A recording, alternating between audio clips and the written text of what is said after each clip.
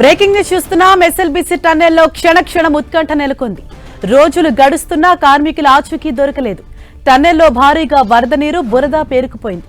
దాదాపు 8 అడుగుల మేర నీరు నిలిచి ఉంది. నీటిని, బురదను తొలగించేందుకు కన్వేయర్ బెల్ట్ ను సిద్ధం చేస్తున్నారు. బోరింగ్ మిషనరీ తొలగిస్తేనే రెస్క్యూ టీం ముందుకు వెళ్లే అవకాశం ఉంది.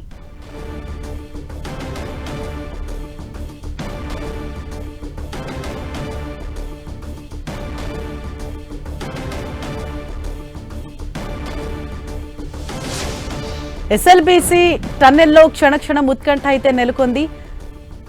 నిన్న రాత్రి ఒకసారి ర్యాట్ హోల్ టీమ్ బృందం లోపలికి వెళ్లి అక్కడున్న పరిస్థితులను కూడా చూసి వచ్చారు. అయితే ఏదైతే అక్కడ 40 మీటర్లు ఉందో అదే చాలా కీలకంగా వాళ్ళు భావిస్తున్నారు. ఆ 40 మీటర్ల బురదని, నీటిని అక్కడి నుంచి తొలగిస్తే లోపలికి వెళ్లేందుకు వీలవుతుందని చెప్తున్నారు. అందుకనే ఇవాళ ఆ మెషినరీ తోటి అక్కడ పనులు అయితే కొనసాగిస్తూ ఉన్నారు. 8 అడుగుల మేర పూర్తిగా అక్కడ బురద అలాగే నీటితో ఆ ప్రాంతం అంతా కూడా నిండిపోయి లోపలికి వెళ్లలేని పరిస్థితి ఉంది. ఆ కార్మికులంతా కూడా ఆ లోపల చిక్కుకొని ఉండొచ్చని భావిస్తున్నారు. అందుకనేసి ఇవాళ ఆ బోరింగ్ మిషనరీ తోటి ఆ బురదను కూడా అక్కడి నుంచి తొలగించే ప్రయత్నం చేస్తున్నారు. ఇవాళ ఉదయం కూడా మరొకసారి ర్యాట్ హోల్ టీం లోపలికి వెళ్లి పరిస్థితిని పరిశీలించి వచ్చారు. దీంతో ఇప్పుడు ఈ పనులన్నవి ప్రారంభించారు. త్వరితగతిన మొత్తం క్లియర్ చేసి లోపలికి వెళ్లి కార్మికుల్ని సురక్షితంగా బయటికి తీసుకొచ్చేందుకే మేము శ్రమిస్తున్నామని చెప్పేసి అంటున్నారు. నిరంతరాయంగా ఎస్ఎల్బీసీ టన్నెల్ వద్ద పగలు రాత్రి అనేది తేడా లేకుండా నిరంతరాయంగా రెస్క్యూ ఆపరేషన్ అనేది కొనసాగుతోంది. లోపలికి వెళ్లే అన్ని మార్గాలపైన కూడా అన్వేషిస్తున్నారు. తాజా సమాచారంతో మా ప్రతినిధి రాఘవేంద్ర మనకు అందుబాటులో ఉన్నారు. ఎస్ రాఘవేంద్ర, ఇవాళ ఎస్ఎల్బీసీ టన్నెల్ వద్ద సిచ్యువేషన్ ఏంటి? అంటే ఆల్రెడీ టీం లోపలికి వెళ్ళి వచ్చారు కదా, ఇవాళ ఎటువంటి చర్యలు చేపడుతున్నారు? ఎస్ఎల్బీసీ ఘటన చోటు చేసుకొని నేటికి 5వ రోజు గడుస్తున్నది. 5 రోజులు గడిచినప్పటికీ కూడా ఇంతవరకు ఎలాంటి ఆచూకీ లభించలేదని కూడా చెప్పవచ్చు. దాదాపు రాత్రి పగలు తేడా లేకుండా నిరంతరము రెస్క్యూ టీం ఆపరేషన్ని కొనసాగిస్తుంది. అయితే ఎస్ఎల్బీసీ ఘటన దగ్గర చూసినట్టయితే దాదాపు సొరంగం లోపల ఏదైతే కూలినటువంటి ప్రాంతంలోనూ పూర్తిగా బురద నీరు చేరుకోవడం జరిగింది. నీరు మనం చూసినట్టయితే ఏదో కొద్దిపాటు లీకేజీలే ఉంటాయని ఊహించుకున్నాము. కానీ సొరంగంలో పనులు జరుగుతున్నప్పుడు గతం వీడియో కూడా మనకు ఒకటి లభించడం జరిగింది. మనం విజువల్స్లో చూస్తున్నాము. దాదాపు భారీగా అక్కడ వాటర్ లీకేజీ అవుతుంది. ఈ క్రమంలోనే అక్కడ పనులు చేయడం కొంత ఆలస్యం అవుతుందని కూడా చెప్పొచ్చు. ఏదైతే ర్యాట్ టీము రాత్రి లోపలికి దాదాపు సంఘటన స్థలానికి చేరువకు వెళ్ళినప్పటికీ అక్కడ ఆక్సిజన్ లెవెల్ పూర్తి స్థాయిలో తక్కువగా ఉన్నవి. అక్కడ ఆక్సిజన్ను అందకపోవడంతోనే వాళ్ళంతా కూడా ర్యాట్ టీము మళ్ళీ వెనక్కి తిరిగి రావడం కూడా జరిగింది. అయితే ఇదే క్రమంలోనే మళ్ళీ ఈరోజు ఉదయం కూడా మరో బృందము లోపలికి వెళ్ళడం జరిగింది. ఏదైతే బోరింగ్ మిషన్ పూర్తిగా కుప్పకూలినటువంటి నేపథ్యంలోనూ శిథిలాలను తొలగించడం చాలా కష్టంగా ఉంది అని చెప్పేసి చెప్తున్నారు. ఆ శిథిలాలను అదేవిధంగా మట్టిని తొలగించడానికి కన్వేయర్ బెల్ట్ ఈరోజు పూర్తి స్థాయిలోనూ సిద్ధమైంది. కన్వేయర్ బెల్ట్ తో పూర్తి స్థాయిలోనూ అక్కడ శిథిలాలను, ఆ మట్టిని బయటికి పంపేటటువంటి ప్రయత్నం అయితే చేస్తున్నారు. అదేవిధంగా ఆ బోరింగ్ మిషన్ ను ఏదైతే గ్యాస్ కట్టర్ల సహాయంతోనో కొద్దిపాటు కటింగ్ చేస్తూ ఉన్నారో ఆ కటింగ్ చేసినటువంటి ఆ ముక్కలనంతా కూడా బయటికి ఆ కన్వేయర్ బెల్ట్ తోనే పంపించి ఈ ఆపరేషన్ కు పూర్తి స్థాయిలోనూ జరిగే విధంగా అక్కడ రెస్క్యూ టీము, ర్యాట్ టీము పూర్తి స్థాయిలోనూ పనిచేస్తుందని కూడా చెప్పొచ్చు.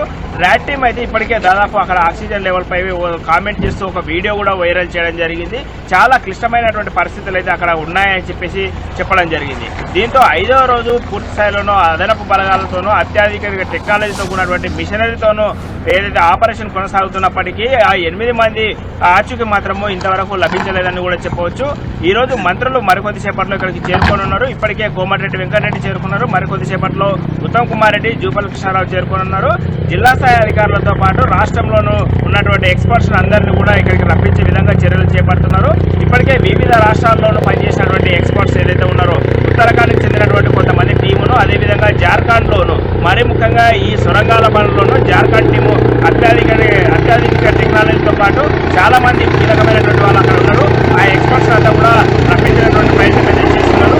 వాళ్ళు ఈ రోజు ఇక్కడికి చేరుకుంటారు. దీంతో ఈరోజు 5వ రోజు ఆపరేషన్ వేగవంతం చేసినందుకు ఏర్పాటు అయితే ముమ్మరం చేస్తున్నారు. మనం చూస్తున్నాం ఇప్పుడే కుమారెడ్డి మంత్రి కూడా కుమారెడ్డితో పాటు రాష్ట్ర స్థాయి అధికారులందరూ కూడా చేసుకొని ఈ ఆపరేషన్ పూర్తి స్థాయిలో వేగవంతం చేసినందుకు చర్యలు అయితే చేపడుతున్నట్టు కూడా తెలుస్తుంది. Thank you Raghavendra.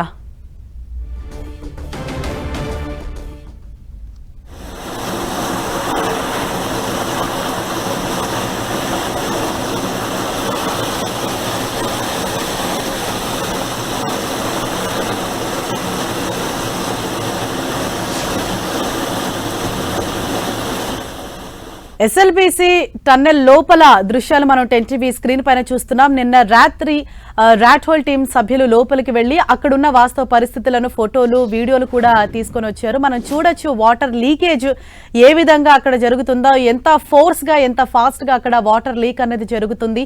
అక్కడ పూర్తిగా కూడా ఆ బురద నీటితోటి అక్కడ ఆ ప్రాంతం అంతా కూడా నిండిపోయింది. వాటిని తొలగిస్తే తప్ప లోపలికి వెళ్ళలేమని చెప్తున్నారు. సో ఆ 40 మీటర్స్ ఏదైతే ఉందో దాన్ని ఇప్పుడు దాటడం పెద్ద సవాల్గా మారింది. అందుకని అక్కడ దాన్ని క్లియర్ చేసేందుకు ఇవాళ అత్యాధునిక మెషినరీస్, బోరింగ్ మెషినరీస్ ని తీసుకువచ్చి ఆ ప్రాంతాన్ని కూడా క్లియర్ చేసే పనిలో ఇవాళ రెస్క్యూ టీం నిమగ్నమై ఉంది. 5వ రోజుకు రెస్క్యూ ఆపరేషన్ చేరుకుంది. దీంతో క్షణక్షణం కూడా ఒక ఉత్కంఠ వాతావరణం అయితే నెలకొంది. అసలు లోపల కార్మికుల పరిస్థితి ఏంటి అన్న ఒక ఆందోళన కూడా సర్వత్రా వ్యక్తమవుతోంది. అక్కడ లోపలికి వెళ్లే కొద్దీ నిన్న మనం చూసామంటే ఆక్సిజన్ లెవెల్స్ అన్నవి పూర్తిగా పడిపోతూ ఉన్నాయి. అండ్ అలాగే అక్కడ చాలా వేడిగాను ఉక్కపోతే ఎక్కువగా ఉంటుంది. లోపలికి వెళ్ళటం కూడా చాలా కష్టంగా మారిందని చెప్తున్నారు.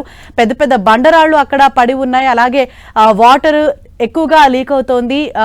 బురద కూడా అక్కడ ఎక్కువ మొత్తంలో పేరుకుపోయింది. కాబట్టి లోపలికి కూడా రెస్క్యూ టీము వెళ్ళలేకపోతుంది. అంటే అంత కష్టతరంగా మారింది ఆ ప్రాంతం. ఏదైతే ఈ 40 మీటర్ల ఆ డిస్టెన్స్ ఉందో అది దాటేస్తే అవతల కార్మికులు ఉండొచ్చు అని చెప్పేసి భావిస్తున్నారు. వారిని సేఫ్ గా తీసుకొచ్చేందుకు మేము ప్రయత్నిస్తున్నామని రెస్క్యూ టీం అయితే చెప్తున్నారు. నిరంతరాయంగా 5 రోజుల నుంచి రాత్రి పగలు కూడా నిరంతరాయంగా రెస్క్యూ ఆపరేషన్ కొనసాగిస్తున్నారు. వివిధ మార్గాలను కూడా అన్వేషిస్తున్నారు. ఏ విధంగా వాటిని అంతా క్లియర్ చేసి లోపలికి వెళ్లేందుకే వాళ్ళు తీవ్రంగా శ్రమిస్తున్నారు. ఈ నేపథ్యంలో నిన్న రాత్రి అండ్ అలాగే ఇవాళ కూడా ఉదయం మరొకసారి ర్యాట్ హోల్ సిబ్బంది లోపలికి వెళ్లి వాస్తవ పరిస్థితులను కూడా వారు చూసి వచ్చి అధికారులకు చెప్పడం జరిగింది. మెయిన్ గా దానిపైనే ఫోకస్ చేశారు. ఆ 40 మీటర్లను ఏ విధంగా క్లియర్ చేయాలి, అక్కడ ఉన్న బురదను తొలగిస్తే ఇంకా పూర్తిగా సాఫీ అయిపోతుంది, లోపలికి వెళ్ళటానికి మార్గం సుగమమవుతుందని వారు భావిస్తున్నారు. ఈ నేపథ్యంలో ఇప్పుడు పెద్ద మెషినరీస్ తోటి ఆ ప్రాంతాన్నంతా కూడా ఆ బురదను నీటిని అక్కడ నుంచి తొలగించే ప్రయత్నం చేస్తున్నారు అధికారులు.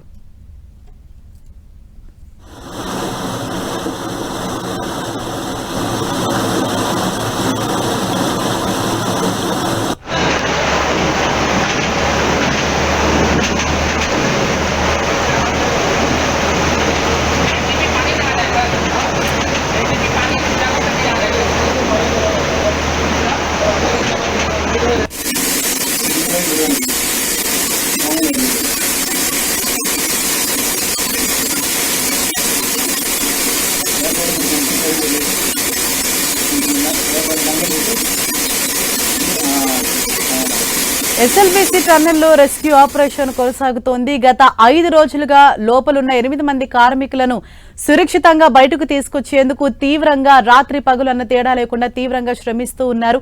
రెస్క్యూ ఆపరేషన్ లో నేవీ, ఆర్మీ, ఎన్డీఆర్ఎఫ్ సిబ్బంది పూర్తిగా నిమగ్నమై ఉన్నారు. అయితే నిన్న రాత్రి ఎవరైతే ర్యాట్ హోల్ టీం సభ్యులు లోపలికి వెళ్లారో అక్కడున్న వాస్తవ పరిస్థితులను కూడా వారు వివరించారు. మరింత సమాచారంతో మా ప్రతినిధి రాఘవేంద్ర మనకు అందుబాటులో ఉన్నారు. రాఘవేంద్ర, ప్రెజెంట్ అక్కడ నెలకొన్న సిచ్యుయేషన్ ఏంటి? ఎస్ఎల్బిసి ఏదైతే సొరంగం సంఘటన ప్లేస్ కి ఇప్పుడే మంత్రులు చేరుకున్నారు.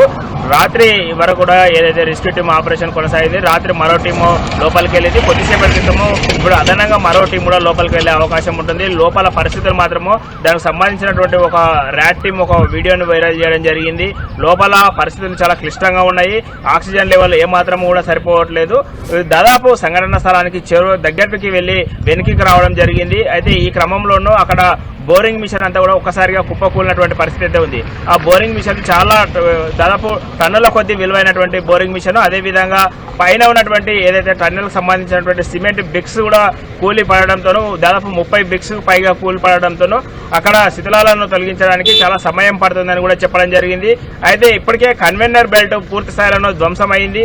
దాన్ని కూడా మళ్ళా పునఃప్రారంభించడం జరిగింది. ఈ రోజు ఏదైతే కన్వెన్నర్ బెల్ట్ సహాయంతోనే అక్కడ ఉన్నటువంటి వేస్టేజ్ను, రా మెటీరియల్ అంతా కూడా బయటికి పంపేటటువంటి ప్రయత్నం అయితే చేస్తారు. ఆ మెటీరియల్ అంతా బయటికి పంపిన తర్వాత నీటిని, బురదను తొలగిస్తేనే తప్ప అక్కడ ఉన్నటువంటి ఏదైతే చిక్కుకున్నటువంటి కార్మికులను బయటికి తీసుకొచ్చేటువంటి అవకాశం ఉంటుందని చెప్పేసి చెప్తున్నారు.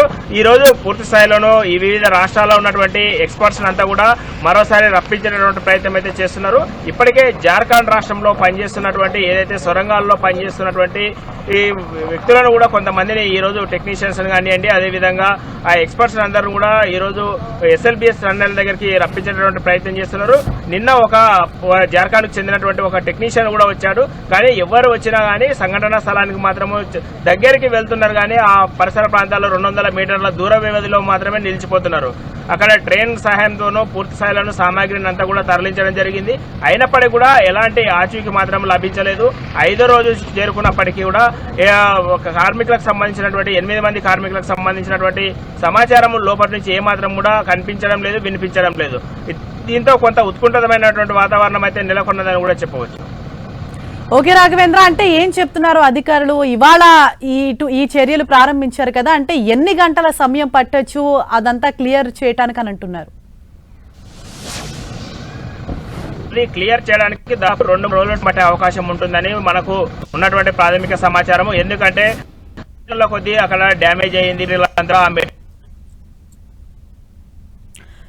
ఓకే రాఘవేంద్ర.